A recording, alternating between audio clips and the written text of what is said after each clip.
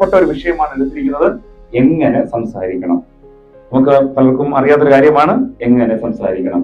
മത്തായി സുവിശേഷം 12-ാം അധ്യായം 34-ാം വാക്യം വായിച്ച് നമുക്ക് അതിൽ നിന്ന് തുടങ്ങാം. എങ്ങനെയാണ് സംസാരിക്കേണ്ടത്? സർപ്പസന്തതികളെ, നിങ്ങൾ ദുഷ്ടരായിരിക്കെ നല്ലത് സംസാരിക്കാൻ എങ്ങനെ കഴിയും? ഹൃദയം നിറഞ്ഞ് കവിയുന്നതിൽ നിന്നല്ലോ വായ് സംസാരിക്കും. ഹൃദയം നിറഞ്ഞ് കവിയുന്നതല്ലോ വായ് സംസാരിക്കുന്നത്. എങ്ങനെ സംസാരിക്കണം എന്ന വിഷയത്തെ കുറിച്ചാണ് ഇത് നാം ഓരോരുത്തരും ചിന്തിക്കാനായിട്ട് ഒരുങ്ങുന്നത്. അതിൽ ഒന്നാമത്തെ ചിന്ത ഇതാണ്: നമ്മൾ സംസാരിക്കുന്നതിന് മുമ്പായി നമ്മുടെ ഉദ്ദേശം പരിശോധിക്കണം.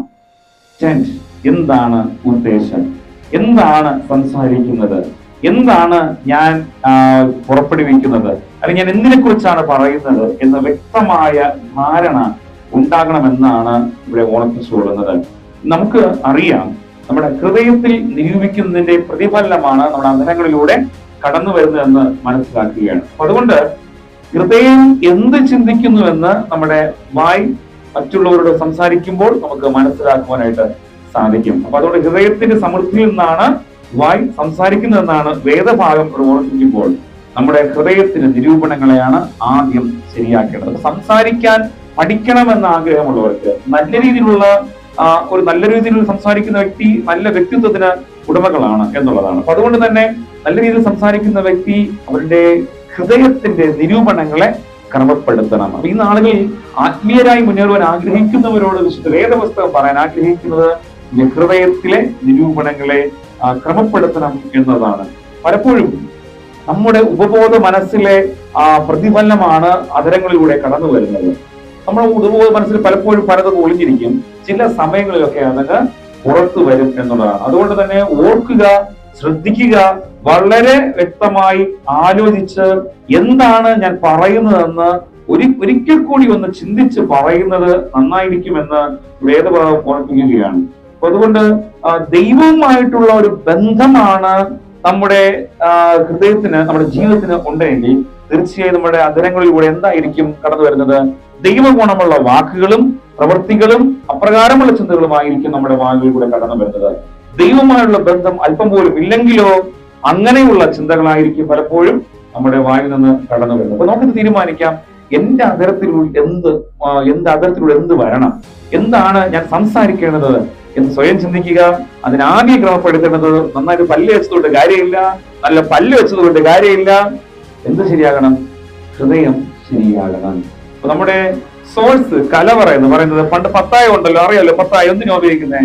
നെല്ലൊക്കെ സംഭരിക്കുന്നത് പോലെ. അതുകൊണ്ട് നമ്മുടെ പത്തായമായിരിക്കുന്ന ഹൃദയം ശരിയാണെങ്കിലേ നമ്മുടെ വായും നന്നായി ഇരിക്കുകയുള്ളൂ. ഒന്നാമതേ നമ്മുടെ നാക്കിന് ഇല്ലില്ല, എങ്ങോട്ട് വേണോ പറയും. ഒരു കാര്യം വീണ്ടും ഓർപ്പിക്കട്ടെ, എന്തെങ്കിലും അബദ്ധവശാൽ ഒരു വാക്ക് പറഞ്ഞാൽ അത് പിന്നെ തിരിച്ചെടുക്കാനായിട്ട് കഴിയത്തില്ല. പലപ്പോഴും പറഞ്ഞു കേൾക്കാറില്ലേ, ഒരു അടി മാഞ്ഞു പോകും, ഒരു വാക്ക് അവന്റെ മരണത്തോളം മായാതെ കിടക്കും എന്നുള്ളതാണ്. അതുകൊണ്ട് എന്തെങ്കിലുമൊക്കെ സംസാരിക്കാൻ ഒരുങ്ങുമ്പോൾ ഒരു വട്ടം കൂടി ഒന്ന് ആലോചിക്കണം.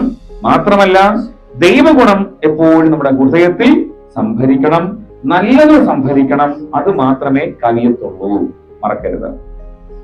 അത് മാത്രമേ കവിയത്തുള്ളൂ. ഞാൻ ചിലരെ കണ്ടിട്ടുണ്ട്, അവർ സംസാരിക്കുമ്പോൾ വളരെ നല്ല വാക്കുകൾ പറയുന്ന, വളരെ നല്ല പ്രോത്സാഹനം പറയുന്ന ഒരു രീതി ഞാൻ കണ്ടിട്ടുണ്ട്. അവരുടെ ശൈലി കേൾക്കാനേ വളരെ ഇഷ്ടമാണ്. പ്രത്യേകിച്ച് ഈ കോഴിക്കോട് ഭാഗത്തുള്ളവർ, കാസർഗോഡ് ഭാഗത്തുള്ളവർക്ക് സംസാരിക്കുന്നത് എന്തുവാ അതൊക്കെ പറഞ്ഞ് കേട്ട് അവരുടെ ആ രീതി കേൾക്കുമ്പോഴേ വളരെ എന്താ പറയാ, ഒരു നല്ലൊരു പൂന്തോട്ടത്തിൽ നിൽക്കുന്ന ഒരു ഫീലാണ്. നമ്മുടെ വാക്കുകൾ കേൾക്കാൻ എന്തായിരിക്കും സാഹചര്യം അല്ലേ? അതുകൊണ്ട് ക്രമപ്പെടുത്തണം. തീർച്ചയായും അത് നമ്മുടെ വ്യക്തിത്വമാണ്. ഒരു ആത്മീയന്റെ ജീവിതം വളരെ ശ്രദ്ധയുള്ള ആളായിരിക്കണമെന്നാണ്. എന്തെങ്കിലുമൊക്കെ വിളിച്ചു പറഞ്ഞാൽ അത് മലിനപ്പെടുന്നത് നമ്മെ തന്നെയാണ്. നമ്മുടെ ഈ ഹൃദയത്തിന്റെ നിരൂപണങ്ങൾ തുറന്നു പറയാമെന്ന് ചിന്തിച്ചാൽ അത് മലിനപ്പെടുത്തുന്നത് നമ്മെ തന്നെയാണ്, നമ്മുടെ വ്യക്തിത്വത്തെയാണ് എന്ന് ഓർത്തുകൊള്ളണം. നമ്മിൽ നിന്നും എപ്പോഴും എല്ലാവരും ആഗ്രഹിക്കുന്നത് നന്മയാണ്, നല്ല വാക്കുകളാണ്, നല്ല ചിന്തകളാണ്. അപ്പൊ അതിനെപ്പോഴും ഹൃദയത്തെ ഒരുക്കണമെന്ന് ഓർപ്പിക്കുകയാണ്. ഉപബോധ മനസ്സിനെ പോലും തടയിടണം എന്നുള്ളതാണ്. ഉപബോധ മനസ്സിനെ പോലും തടയിടണം. കിടന്നുറങ്ങുമ്പോഴും ഉപബോധ മനസ്സുണരും. അത് എന്താണോ ഉപബോധത്തിൽ ചിന്തിക്കുന്നത് അതാണ് വായിലൂടെ പുറത്തു വരുന്നത്. അപ്പൊ അത് നമ്മൾ ഉപബോധ മനസ്സാകട്ടെ, ഹൃദയമാകട്ടെ, നിയന്ത്രിക്കുവാൻ പഠിക്കണം. എന്തെങ്കിലും സംസാരിക്കുമ്പോൾ അതിന് ഉദ്ദേശമെന്ന് തിരിച്ചറിയണം. എന്തെങ്കിലുമൊക്കെ പറയുന്നത് ശരിയല്ല. ഒരു സാഹചര്യം വരുമ്പോൾ വളരെ ആലോചിച്ച് ഞാൻ പറയുന്നതിന്റെ ആഴം എന്ത് എന്ന് തിരിച്ചറിഞ്ഞ് നമ്മൾ സംസാരിക്കുവാൻ ശ്രമിക്കുമ്പോഴാണ് അതിനർത്ഥം ഉളവാകുന്നതെന്ന് മറന്നു പോകരുത്. അതോടൊപ്പം തന്നെ രണ്ടാമത്തെ പോയിന്റ്, എങ്ങനെ സംസാരിക്കണം? രണ്ടാമത്തെ ചിന്ത, സ്വരത്തെ ശ്രദ്ധിക്കണം. സ്വരം, നീ സംസാരിക്കുമ്പോൾ സ്വരത്തെ ശ്രദ്ധിക്കണം, തീർച്ചയായും ശ്രദ്ധിക്കണം. സദൃശവാക്യം 15-ാം അധ്യായം 1-ാം വാക്യം എന്താണ് അവിടെ എഴുതിയിരിക്കുന്നത്? വളരെ അറിയാവുന്ന ഒരു വാക്യമാണ്. പറഞ്ഞേ. മൃദുവായ ഉത്തരമോ?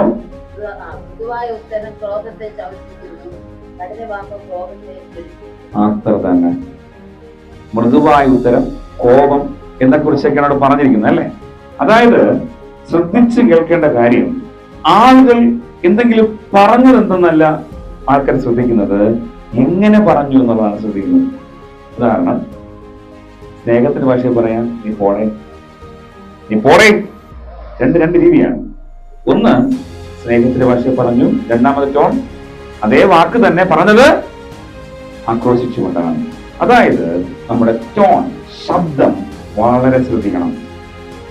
നമ്മൾ എങ്ങനെയാണ് സംസാരിക്കുന്നത്, എന്താണ് സംഭവിക്കുന്നത്? എന്തെങ്കിലുമൊക്കെ സംസാരിച്ച് എന്താ സംഭവിക്കുന്നത്? നമ്മുടെ വിശ്വാസം തകരും, ആത്മീയമായ പക്വത ഇടിഞ്ഞു പോകും, മാത്രമല്ല ബന്ധങ്ങളിൽ വിള്ളൽ ഉണ്ടാകും. ബന്ധങ്ങളിൽ നമ്മൾ ഒരിക്കലും പരിഹരിക്കാൻ കഴിയാത്ത വലിയ വിള്ളലുകൾ ഉണ്ടാകുമെന്നാണ് വേദപുസ്തകം ഉറപ്പിക്കുന്നത്. അതുകൊണ്ട് തന്നെ ഇങ്ങനെ പറയുന്നത്, tone affects faith and relation.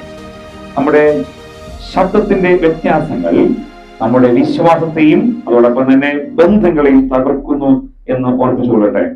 അതുകൊണ്ട് ആരെയെങ്കിലും ഭരിക്കുവാനായിട്ടുള്ളതല്ല നമ്മുടെ സ്വരം, എല്ലാവർക്കും ആശ്വാസമാകാനുള്ളതാണ് നമ്മുടെ സ്വരം. ആശംസകൾ. ശബ്ദത്തിന്, ടോണിന് പ്രാധാന്യമുണ്ട്. നമ്മുടെ ശബ്ദം മറ്റുള്ള പലർക്കും ആശ്വാസമായി തീരും. ഓട്ടട, ശരിയാകും, എല്ലാം ശരിയാകും. നമ്മുടെ വാക്കുകൾ പലർക്കും ആശ്വാസമാണ്, പലർക്കും പ്രതീക്ഷയായി മാറും. അതുകൊണ്ട് മറ്റൊരാളെ ഭരിക്കാനല്ല നമ്മുടെ ശബ്ദം ഉപയോഗിക്കേണ്ടുന്നത്. നമ്മുടെ ശബ്ദം, നമ്മുടെ സ്വരം ഉപയോഗിക്കേണ്ടത് മറ്റുള്ളവർക്ക് ആശ്വാസമായി തീരാനാണ്. ശ്രദ്ധിക്കുക, അപ്പോൾ സംസാരിക്കുന്നത് എങ്ങനെയാണ്? മറ്റുള്ളവർക്ക് ആശ്വാസം പകരുന്ന വാക്കുകൾ പറയണമെന്നതായിരുന്നു ഇതുകൊണ്ട് പ്രധാനമായി ഉദ്ദേശിച്ചത്. ഇനി മൂന്നാമത്തെ കാര്യം, ഒത്തിരി കാര്യങ്ങൾ പറയാനുണ്ട്. വാഗ്മികൾ, പ്രസംഗികന്മാർ ഈ വിഷയത്തെ വെച്ചിട്ട് വേണമെങ്കിൽ മണിക്കൂറുകൾ, ആഴ്ചകൾ ഒന്നങ്ങ് പോകും. ഞാൻ അതിൽ നിന്ന് തെന്നി മാറി ഒരു പ്രധാന പോയിന്റുകൾ മാത്രം ഞാൻ ഇതിലേക്ക് പറയാൻ ആഗ്രഹിക്കുന്നു. എങ്ങനെ സംസാരിക്കണം? സമയം പരിഗണിക്കണം. മൂന്നാമത്തെ കാര്യം, എങ്ങനെ സമയം പരിഗണിക്കണം. സദൃശവാക്യം 25:11 വായിച്ചാട്ടെ. ഇതൊക്കെ വേദപുസ്തകത്തിൽ ഉണ്ടോ എന്ന് നമുക്കൊന്ന് കാണണമല്ലോ. സമയം പരിഗണിക്കണം.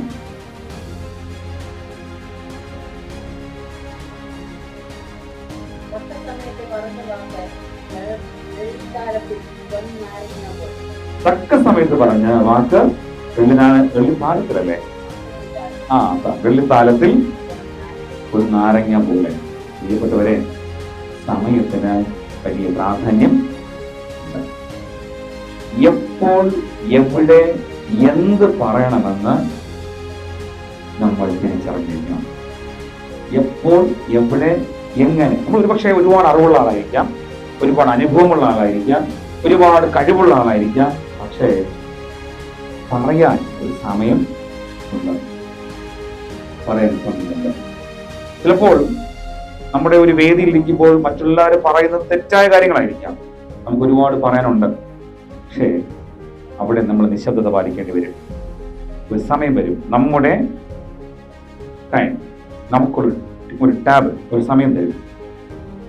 സത്യത്തിൽ കാത്തിരുന്ന് സംസാരിക്കുമ്പോൾ ആ വാക്കുകൾക്ക് വിലയുണ്ട്. ഒരു കൂട്ടത്തിൽ നിന്ന് എന്തെങ്കിലും ഉച്ചത്തിൽ സംസാരിച്ചാൽ ഒരുപക്ഷെ ഒരിക്കലും അതാരും കേൾക്കുകയില്ല. മാത്രമല്ല, ഒരാളെ എത്ര ഉപദേശിച്ചാലും നന്നാവണമെന്നില്ല. പക്ഷെ അവൻ വീണ് ഒരു ബുദ്ധിമുട്ട് പറ്റിയിരിക്കുമ്പോൾ അവിടെ ചെന്ന് പൊട്ടണ ശരിയാകും. അപ്പോഴും അവനെ ക്രൂശിക്കുകയല്ല, അവന് വീഴ്ചയിൽ അവനെ വേദനിപ്പിക്കുകയല്ല ചെയ്യുന്നത്. എന്തുവാ? പോട്ടെ, ശരിയാകും, പിന്നെ ജീവിതം നന്മയാകും എന്ന് പറയാൻ കഴിഞ്ഞാൽ അവിടെ നിന്നാണ് അവന് മാനസാന്തരം. ഇത്രയും നാളൊന്നും മാനസാന്തരത്തിന്റെ ഇത്രയും നാൾ പറഞ്ഞ വാക്കുകളൊന്നും കേട്ടിട്ടില്ല എന്ന് പറയാം. പ്രത്യേക സമയം നിങ്ങൾ ഒരുപാട് ബുക്കുകൾ വായിക്കുന്നവരാണ്, വചനങ്ങൾ കേൾക്കുന്നവരാണ്, ഒരു TV ചാനലിലൂടെ ഒത്തിരി സാക്ഷ്യം കേൾക്കുന്നവരാണ്. പറഞ്ഞു കേട്ടില്ലേ, അന്ന് ദൂരെ വചന ശുശ്രൂഷ കേട്ടപ്പോൾ ഞാൻ ഫോണിലൂടെ കേട്ടുകൊണ്ടിരുന്നു. അവിടെ നിന്ന് പ്രാർത്ഥിക്കാൻ പറഞ്ഞ വാക്ക് എന്നെ സ്വാധീനിക്കുകയും അവിടെ നിന്ന് പറഞ്ഞു, ഇന്ന് തലമേൽ കൈവച്ച് പ്രാർത്ഥിക്കാൻ പറഞ്ഞു, രോഗമുള്ള സ്ഥലത്ത് കൈവച്ച് പ്രാർത്ഥിക്കാൻ പറഞ്ഞു. ഞാൻ അതുപോലെ ചെയ്തു, എനിക്ക് വീട്ടിൽ സൗഖ്യമായി. എത്രയോ സാക്ഷ്യങ്ങൾ കേട്ടിട്ടില്ലേ? കാരണം ചില സമയം, ചില വിശ്വാസത്തിന്, ചില അത്ഭുതങ്ങൾക്ക്, അടയാളങ്ങൾക്ക് വഴിയൊരുക്കുന്നു എന്നുള്ളതാണ് മനസ്സിലാക്കുന്നത്. വ്യത്യാസങ്ങൾക്ക്, മാനസാന്തരത്തിന്, രൂപാന്തരത്തിന് സമയമുണ്ടാവും. അതുകൊണ്ട് സൂക്ഷിച്ച് സമയം നമ്മൾ പറയണം. അതായത് മൂടന്മാരിരിക്കുന്ന സ്ഥാനത്ത് നമ്മൾ വീണ്ടും വീണ്ടും നമ്മൾ തർക്കിക്കാൻ പോയാൽ നമ്മളും കൂടി മൂടനാകും. ഒരു നല്ല ജ്ഞാനി, പരിജ്ഞാനി എന്ത് ചെയ്യണം? അവിടെ നിശബ്ദനാകണം. നിശബ്ദനാകണം. പന്നികളുടെ ഈ മുത്തുകൾ ഇടരുതെന്നാണ് പറഞ്ഞത് അല്ലേ? എത്ര ഇട്ടാലും ഒരു പ്രയോജനവും ഇല്ല. കാത്തിരിക്കണം, വളരെ കാത്തിരിക്കണം. തക്ക സമയത്ത് നമ്മളത് തിരിച്ച് അതിൻ്റെതായ കുറവുകൾ പറയാനും നമുക്കുള്ള സമയം വരുമ്പോൾ പറയണം. അതിന് വിലയുണ്ടാവും. പലപ്പോഴും പലർക്കും വിലയില്ലാതെ പോകുന്നത് എന്തുകൊണ്ടെന്ന് അറിയാമോ? കൂട്ടത്തിൽ നിന്നുകൊണ്ട് സംസാരിക്കാൻ ശ്രമിക്കും. ആരും കേൾക്കില്ല. ഇയാൾ പറയുന്നത് എത്രയോ വലിയ സത്യമാണ്, എത്രയോ വലിയ സത്യമാണ്. പക്ഷെ അത് ഉയർന്നു വരുന്നില്ല. എന്നാൽ കാത്തിരുന്ന് ആ സമയത്ത് ബുദ്ധിമാന്മാരായി, അതോടൊപ്പം തന്നെ വിവേകത്തോടെ, പക്വതയോടുകൂടി, ശാന്തനായി നിന്നുകൊണ്ട് ഇതിന്റെ അല്ലെങ്കിൽ ഈ ഒരു മേഖലയിലുള്ള നീതി ഇതാണെന്നും അത് ശരിയായ കാര്യങ്ങൾ പറയുന്നുവെങ്കിൽ തീർച്ചയായും എല്ലാവരും തിരിച്ചു. അതുകൊണ്ട് നമ്മുടെ അടിയന്തര അവസ്ഥയല്ല, നമ്മുടെ സമയമല്ല നമ്മൾ പരിഗണിക്കേണ്ടത്. സംസാരിക്കാൻ, ഇടപെടാൻ ചില സമയമുണ്ട്. അത് നമ്മൾ തിരിച്ചറിയണം. നമ്മുടെ ഇഷ്ടത്തിന് അങ്ങ് സംസാരിക്കാൻ പറ്റത്തില്ല എല്ലാ കാര്യവും. അത് പറയുന്നത് തെറ്റാണ്. സമയം തിരിച്ചറിയണം, സാഹചര്യം തിരിച്ചറിയണം. അങ്ങനെ ചെയ്യുന്നുവെങ്കിൽ അനുഗ്രഹമാകും. ഇവിടെ വേദപുസ്തകം പറയുന്നത് ആത്മാവിന്റെ സമയം തിരിച്ചറിയണം എന്നുള്ളതാണ്. അതായത് നമ്മൾ ദൈവത്തോട് ബന്ധപ്പെട്ടുകൊണ്ടിരിക്കുകയാണെങ്കിൽ, ശ്രദ്ധിക്കേണ്ട കാര്യം, നമ്മൾ ദൈവത്തോട് ബന്ധപ്പെട്ടുകൊണ്ടിരിക്കുകയാണെങ്കിൽ അതുവരെ നമ്മുടെ ആത്മാവ് നമ്മുടെ നാക്കിനെ ബന്ധിച്ചിരിക്കും, മിണ്ടാൻ സമ്മതിക്കത്തില്ല. സമയമാകുമ്പോൾ ആത്മാവ് പറയും, സംസാരിക്കുക, ഇത് നിന്റെ സമയമാണ്. പ്രിയപ്പെട്ടവരെ, സമയം കാത്തിരിക്കുക. കുടുംബത്തിൽ നിങ്ങൾ നിങ്ങളുടെ ഭർത്താവിനോട്, ഭാര്യയോട്, മക്കളോട് എന്തെല്ലാമോ ഇത്രയും വർഷം നാളെ പറഞ്ഞിട്ടുണ്ടാവും, കേട്ടിട്ടുണ്ടാവണമെന്നില്ല. പക്ഷെ കാത്തിരിക്കണം, ഈ സമയം വരും. നിങ്ങളുടെ വാക്ക് അവർക്ക് വെള്ളിത്താലത്തിലെ പൊന്നാരങ്ങ പോലെ ആയിരിക്കും. അത്രമാത്രം വിലമതിക്കുന്ന ഒരു സമയം വരും. ഒരുപക്ഷെ കാലങ്ങളെടുക്കും. കാത്തിരിക്കണം. ചില സമയം നോക്കി സംസാരിക്കണം. സ്ഥലകാലങ്ങൾ മറന്നു പോകരുത്. നിങ്ങൾ എവിടെ നിൽക്കുന്നു എന്ന് ചിന്തിക്കണം. വീട്ടിലാണോ, സഭയിലാണോ, കുടുംബത്തിലാണോ, എവിടെയാണ് നിൽക്കുന്നതെന്ന് ചിന്തിച്ച് വചനം പറയുവാൻ, സംസാരിക്കുവാൻ പഠിച്ചാൽ നിങ്ങൾ തീർച്ചയായും ഒരു ആത്മീയനായി തീരുമെന്ന് വീണ്ടും ഓർമ്മിച്ചുകൊള്ളട്ടെ. നാലാമത്തെ കാര്യം, മറ്റുള്ളവരെ പ്രോത്സാഹിപ്പിക്കുന്നതിന് വേണ്ടി സംസാരിക്കുക. മറ്റുള്ളവരെ പ്രോത്സാഹിപ്പിക്കുന്നതിന് വേണ്ടി സംസാരിക്കുക. എഫെസ്യർ 4:29 അതിങ്ങനെ ആണ് മനസ്സിലാക്കുന്നു. നിങ്ങൾ പറയുന്നതെല്ലാം നല്ലതും സഹായകരവുമായിരിക്കട്ടെ. എഫെസ്യർ 4:29 നിങ്ങൾ പറയുന്നതെല്ലാം നല്ലതും സഹായകരമാകുന്നതും ആയിരിക്കട്ടെ.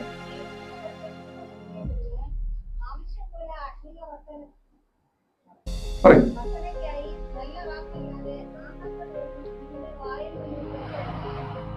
മതി.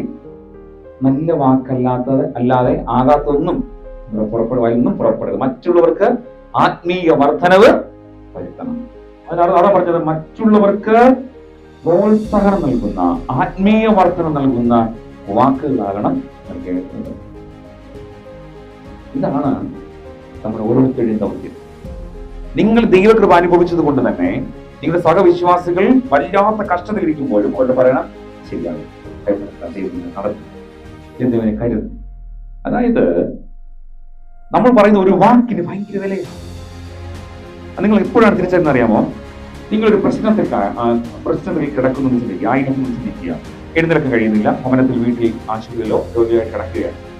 നിങ്ങൾ ഡോക്ടർമാർ പറയുന്നു ഇത് സിവിയർ ആണ്, ഇതിന് അടുത്ത പ്രശ്നങ്ങൾ വന്നുകൊണ്ടിരിക്കുന്നു, ഈ ഞരമ്പ് അങ്ങോട്ട് ഓടിക്കൊണ്ടിരിക്കുന്നു, അവിടെ കൂടെ ഇങ്ങോട്ട് രക്തം ഓടുന്നു, പ്രശ്നമാണെന്ന് പറഞ്ഞ് നമ്മെ ഇങ്ങനെ വല്ലാതെ പിരിമുറുക്കിയിരിക്കുമ്പോഴാണ് ഒരു സഹോദരൻ, ഒരു സഹോദരി, ഒരു അച്ഛൻ അല്ലെങ്കിൽ ഏതോ ഒരു വ്യക്തി എന്ന് പറയുന്നത് ഇതൊന്നുമല്ല ശരിയാണ്.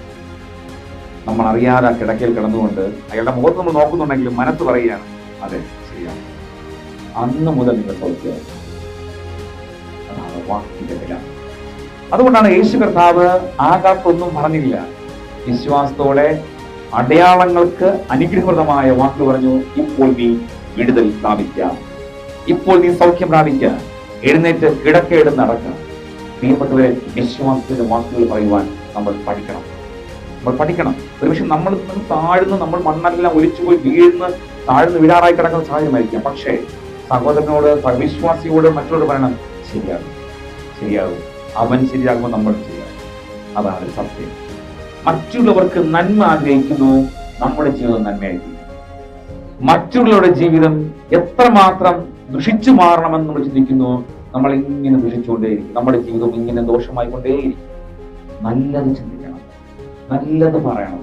അതാണ് മറ്റുള്ളവരെ പ്രോത്സാഹിപ്പിക്കുവാനായിട്ട് നമുക്ക് കഴിയണം.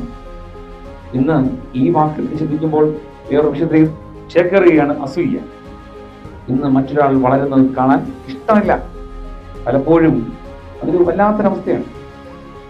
മറ്റുള്ളവർക്ക് എന്ത് നന്മ ചെയ്യാൻ ഉൾക്കൊള്ളാൻ കഴിയാത്ത അവസ്ഥകളുണ്ട്. അവരൊരിക്കലും രക്ഷപ്പെടുകയും എന്നാൽ മറ്റുള്ളവർ കൂടി നന്നാകണമെന്ന് ആഗ്രഹിക്കുന്നത് അവരും നന്നാകും, ഇവരും നന്നാകും. അതാണ് വിശുദ്ധ വേദോക്തം പറയുന്നത്. മറ്റുള്ളവർ പ്രോത്സാഹിപ്പിക്കാൻ നമുക്ക് കഴിയണം. അത് പ്രധാനമായിട്ട് വാക്കുകൾ കൊണ്ട് വളരെ കുഴപ്പമില്ല.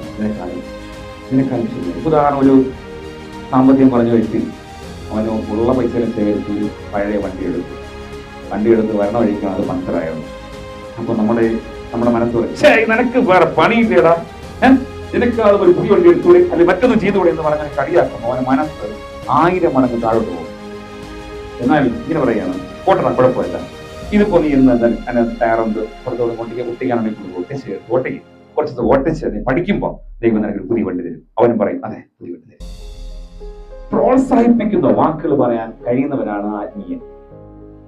പ്രോത്സാഹനം കൊടുക്കുന്നവരാണ് യഥാർത്ഥ ഭക്തൻ. വേദപുസ്തകത്തിൽ കർത്താവ് എല്ലാവർക്കും കഴിയും, നിന്നാൽ കഴിയും, നീ സൗഖ്യമാകും, നീ വിടുതൽ പ്രാപിക്കും, നിന്നെ നേടുവാൻ കഴിയും, നീ ദൈവരാജ്യത്തിൽ പോകും, എല്ലാത്തിനും ഉറപ്പ് കൊടുത്തവനാണ് നമ്മുടെ ദൈവം. പ്രോത്സാഹിപ്പിക്കാൻ നമുക്ക് കഴിയണം. ഇന്ന് നമ്മളിവിടെ ഇരിക്കുന്നതെല്ലാം ഓരോരുത്തരുടെയും പ്രോത്സാഹന വാക്കുകൾ കൊണ്ടാണ്. പ്രിയപ്പെട്ടവരെ, വാക്കുകൾ ജീവന് തുല്യമാണ്, ഇവരുടെ ജീവന്റെ വിലയാണ്. ചിലർ മരിക്കുന്നതുകൊണ്ടെന്നറിയാമോ? അവരെ സ്വയം അനുമതിക്ക് പോകുന്ന കാരണം എന്നറിയാമോ? ഒരു നല്ല വാക്ക് പറയാൻ വീട്ടിൽ ആരുമില്ലാത്തതുകൊണ്ടാണ്. കടം എത്ര കടമാണെങ്കിലും പോട്ടട ശരിയാകും, അത് മതി, ഒരൊറ്റ വാക്ക് മതി, അവന് ശരിയാകും. എന്നാൽ അത് പറയാൻ ആരില്ല, നാളില്ല. ഒരു പ്രോത്സാഹനം തരാൻ, ഈ വിഷമങ്ങൾ മാറാൻ ഒരു നല്ല വാക്ക് പറയുന്ന ആരുമില്ല. അതുകൊണ്ടാണ് എല്ലാവരും തകർന്നു പോകുന്നത്. വരെ നമ്മൾ അവരുടെ കാര്യത്തിൽപ്പെട്ടു പോകരുത്.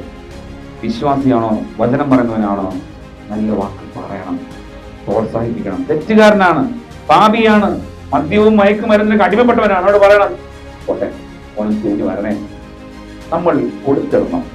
ഇന്നല്ലെങ്കിൽ നാളെ അത് വളരെ. ഞാൻ അവസാനം പറഞ്ഞു നിർത്തും, നമ്മുടെ വാക്കുകൾക്ക് വലിയ വില കിട്ടും. അതുകൊണ്ട് നമ്മൾ ഇന്ന് പറഞ്ഞിടണം, മോനെ നീ ചെയ്യുന്നത് തെറ്റാണ്, അത് മറന്ന് മാറ്റി വെച്ച അപ്പൊ കേൾക്കത്തില്ല.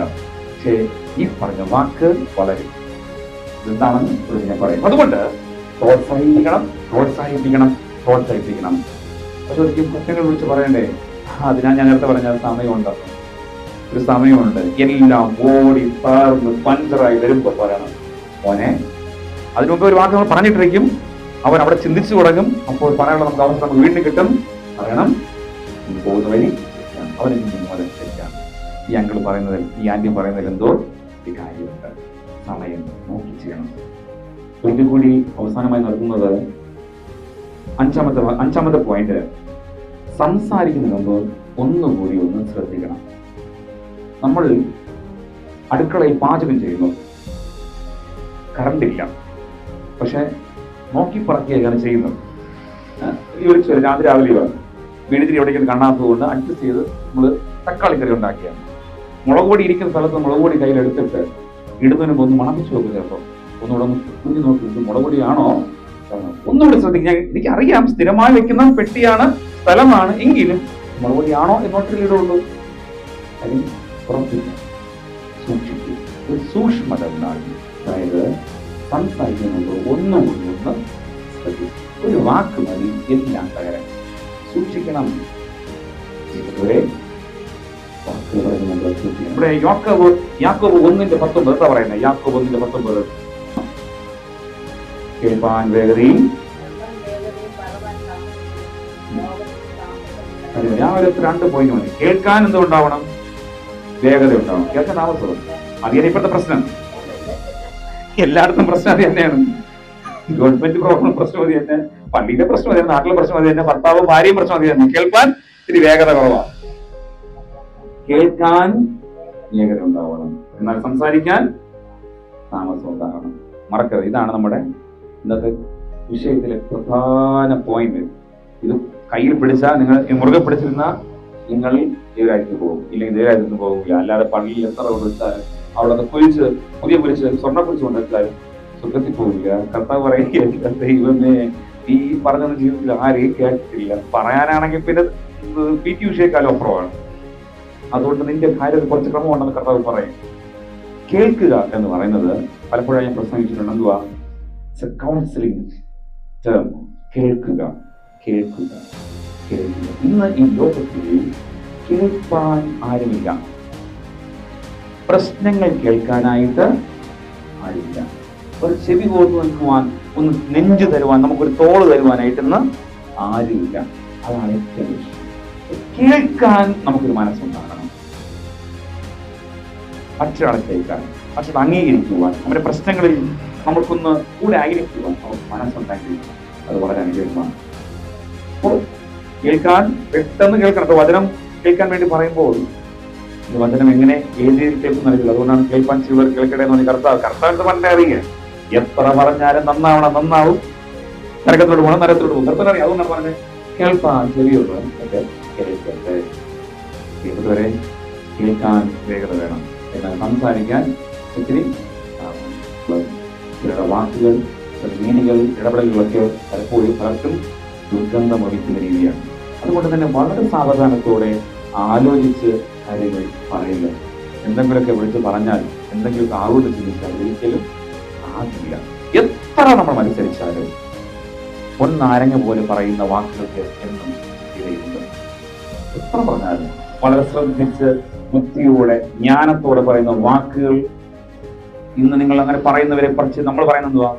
അയാളുടെ അടുത്ത് പോയാൽ നല്ലൊരു ചിന്ത കിട്ടും, അയാൾക്ക് പോയാൽ നല്ലൊരു ഉപദേശം കിട്ടും, അയാൾ നല്ല ആലോചിച്ചാണ് പറയുന്നത്, അയാൾ നല്ല വ്യക്തിത്വമുള്ള ആളാണ്, അയാൾ വ്യക്തിത്വമുള്ള അങ്ങനെയാണ്. നല്ല മുണ്ടെടുത്താൽ, നല്ല സാരി ഉടുത്താൽ അയാൾ നല്ല വ്യക്തിത്വം വരുമോ?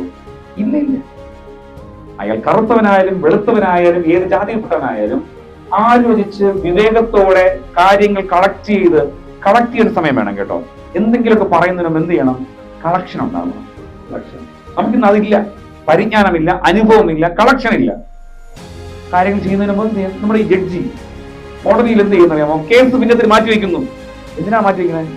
ജഡ്ജിക്ക് അറിയില്ല കാര്യങ്ങൾ, പഠിക്കാൻ സമയം വേണം. ജഡ്ജി ഒരുപാട് വക്കീലായി MLM എഴുതി അങ്ങ് ജഡ്ജി ആയെങ്കിലും അടുത്ത മാസം കേസ് വിളിക്കാന്ന് പറയുമ്പോൾ ഈ കേസ് വെച്ച് പിന്നെ പഠിക്കുകയാണ്. ഇതിന് വിധി എഴുതുന്നതിന് മുമ്പ് ഏതെങ്കിലും പശ്ചാത്തലങ്ങളുണ്ടോ, ഏതെങ്കിലും കോടതികൾ ഇന്നൊരു വിധി വിധിച്ചിട്ടുണ്ടോ, ഇതിന്റെ അടിസ്ഥാനം എന്ത്, ഞാൻ വിധിക്കുമ്പോൾ തെറ്റായി പോകുമോ എന്ന് ഒരുപാട് പ്രാവശ്യം ആലോചിച്ചിട്ടാണ് വിധി എഴുതുന്നത്. അപ്പൊ അതിനുവേണ്ടി എത്ര പ്രാവശ്യം കേസ് മാറ്റി കേട്ടിട്ടില്ലേ? അതുപോലെ തന്നെ സാവധാനത്തോട് സംസാരിക്കണം എന്ന് പറഞ്ഞ് ഒരു വാക്ക് പറയാൻ ഒരുപാട് മണിക്കൂർ എടുക്കണം എന്നുള്ളതല്ല അതിന്റെ അർത്ഥം. വളരെ പക്വതയോടെ ആലോചിച്ച് ഒരു വാക്കുകൾ പറയുന്നുണ്ട്. അതായത് പെട്ടെന്ന് എടുത്തടിച്ച് പറയുന്ന സ്വഭാവം എന്ന് പറയുമ്പോ എന്റെ അഹംഭാവമുള്ളത്. നമ്മുടെ സോഷ്യൽ മീഡിയയൊക്കെ പറയുന്നുണ്ട്, പെട്ടെന്ന് പറയുന്നവർ ദേഷ്യപ്പെടുന്നവരുടെ ഉള്ളിൽ ഒന്നും ഉണ്ടാവില്ലെന്നോ. ഒന്നും ഉള്ളിലുണ്ടാവില്ല, നാട്ടിലൊന്നും ഉണ്ടാവില്ല, അവന് പിന്നെ ഒരു വിലയും ഉണ്ടാവില്ല.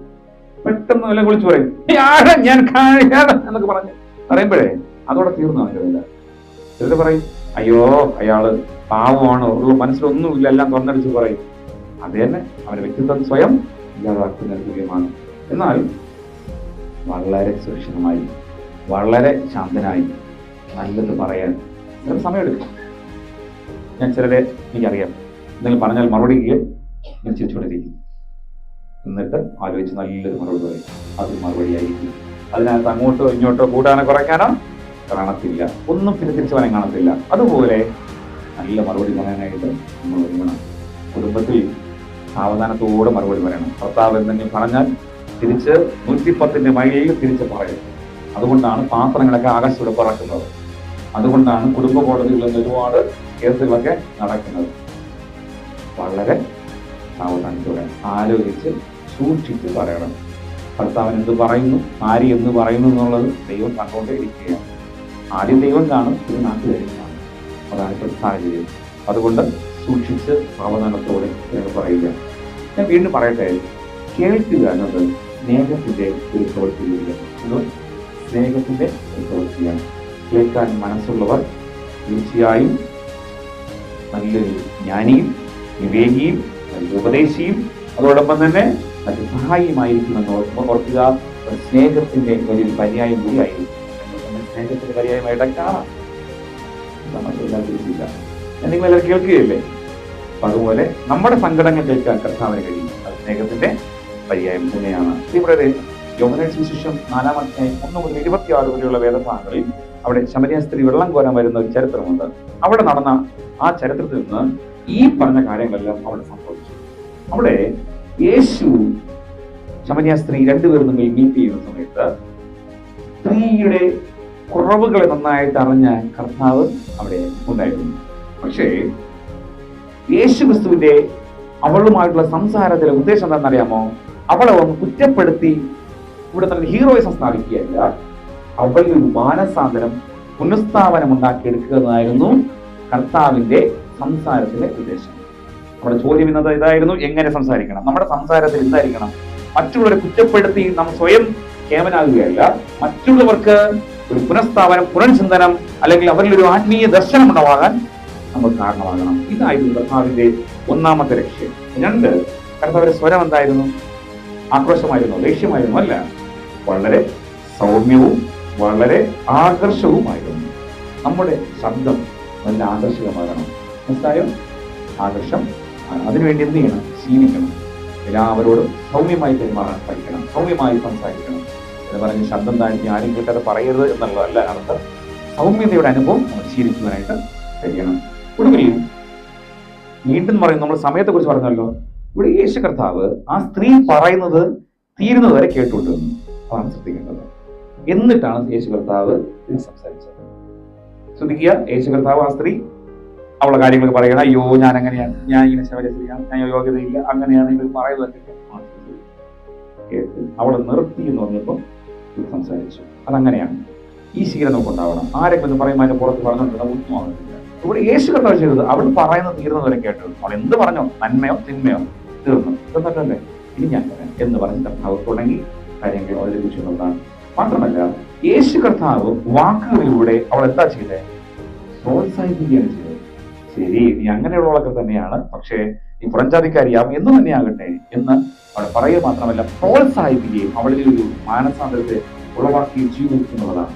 പിന്നെ മാത്രം ഒരു കാര്യം കൂടി പറഞ്ഞു കേൾക്കുന്നത്, കർത്താവ് സംസാരിക്കുന്നത് നന്നായ രീതിയിൽ അവിടെ പഠിക്കുകയും ശ്രദ്ധിക്കുകയും ചെയ്തു എന്നുള്ളതാണ് മനസ്സിലാക്കുന്നത്. ഞാൻ നിർത്തുകയാണ്.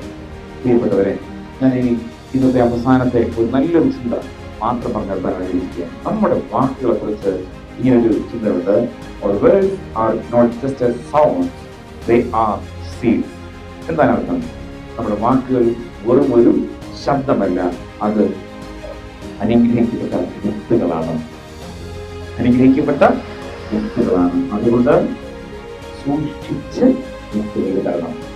നാവ് കൊണ്ട് പറയുന്ന വാക്കുകൾ വെറും ഒരു ശബ്ദമല്ല, വിത്തുകളാണ്. വിത്തിന്റെ അർത്ഥം എന്താ? വീഴും, മണ്ണിൽ അത് മുളച്ചു വരും, അത് വളർന്നല്ല പങ്കെടുക്കും. അതുകൊണ്ട് എന്ത് പറയുമ്പോഴും ഒരു നിമിഷം ആലോചിച്ച്, ദൈവകൃപയോടുകൂടി ആലോചിച്ച് പറയുക. അത് ഏത് സ്ഥലത്ത് എങ്ങനെ പറയുന്നു എന്നുള്ളതാണ് പുതിയൊരു തീരുമാനം. നമുക്ക് തീരുമാനം എടുക്കാം. നന്നായി സംസാരിക്കാനായിട്ട് നമുക്ക് പഠിക്കാം. അതായത് സ്വർഗീയമായ ദർശനത്തോടുകൂടി സംസാരിക്കുക അത് പഠിക്കാം. അതോടൊപ്പമല്ല, അനുഗ്രഹത്തിന്റെ വാക്കുകൾ പറഞ്ഞ് പഠിക്കാം. അതാണ് കർത്താവിനെ കുറിച്ച് ആഗ്രഹിക്കുന്നത്.